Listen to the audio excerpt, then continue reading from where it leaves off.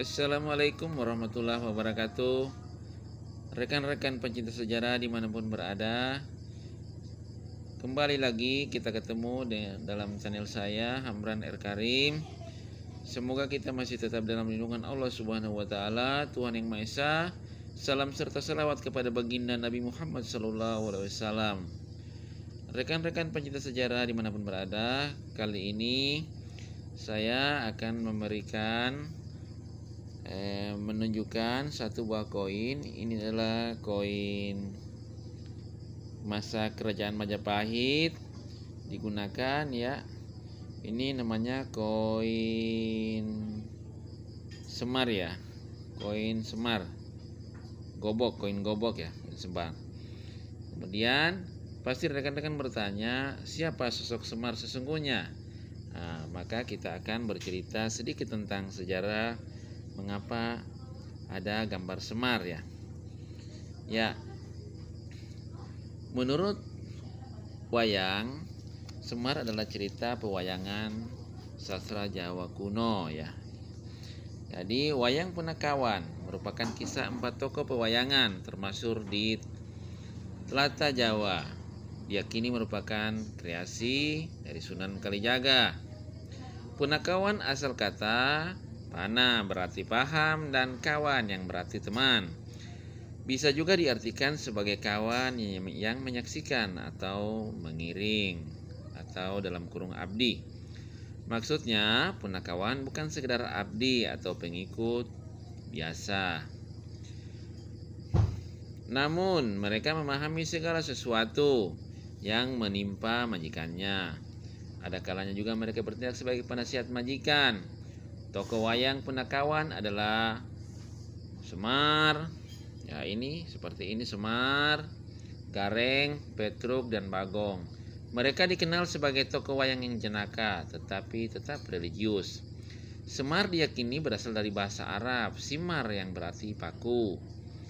Sementara bahasa Arabnya dunia atau mensejahterakan, ibarat kokohnya paku yang tertancap. Karakter Semar digambarkan bertubuh pendek, rambut pendek, wajah putih, bokong besar, dan perut buncit. Sementara Gareng berasal dari kata nala korin, artinya memperoleh banyak kawan.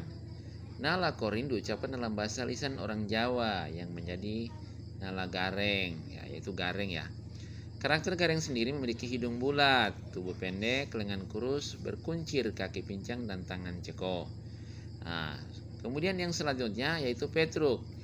Petruk sendiri berasal dari kata fatruk, artinya tinggalkanlah.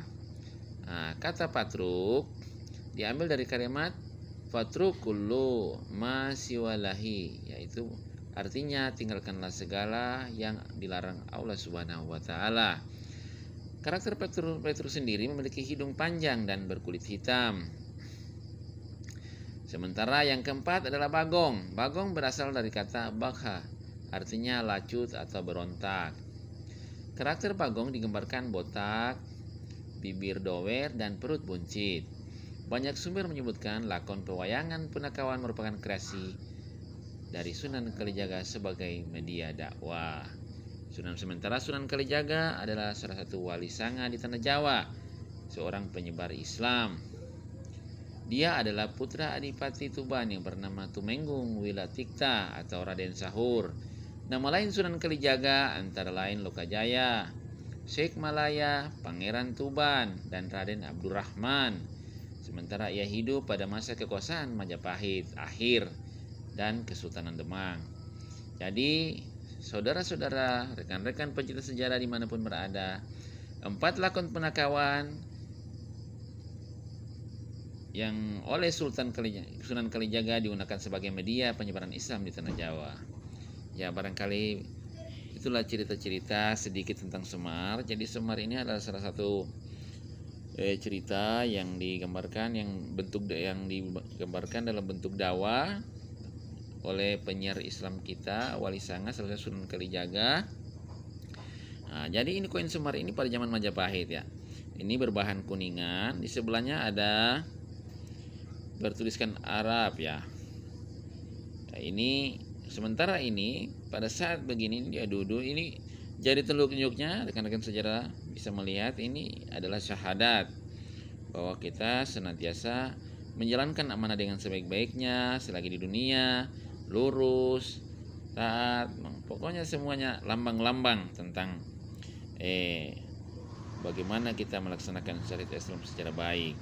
Kemudian di belakang ini ada syahadat, semacam bukan syahadat ya, semacam tulisan Arab. Ini kayak kalau tidak salah ini Jawa kuno ya, Hono Coroko. Jadi ini saya dapatkan di satu tempat yang sangat jauh, dan ini saya terus pelihara, terus lestarikan, karena dengan kita melihat fakta-fakta yang ada, kita akan mengenang sebuah sejarah bahwa kita peradaban Islam kita telah lama berkembang. Dan salah satu lagi yang menjadi penting bahwa koin Semar ini sudah beredar sejak zaman Majapahit ya.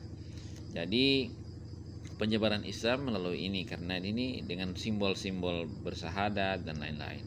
Barangkali cukup sekian apa yang saya sampaikan. Semoga ini bermanfaat. Dan bagi rekan-rekan yang ingin mencari jejak atau fakta-fakta sejarah yang ada, maka carilah dengan sebaik-baiknya dan simpan dan pelihara sejarah kita. Sejarah kita semua. Demikian, terima kasih. Wabillahi taufiq wal hidayah. Wassalamualaikum warahmatullahi wabarakatuh.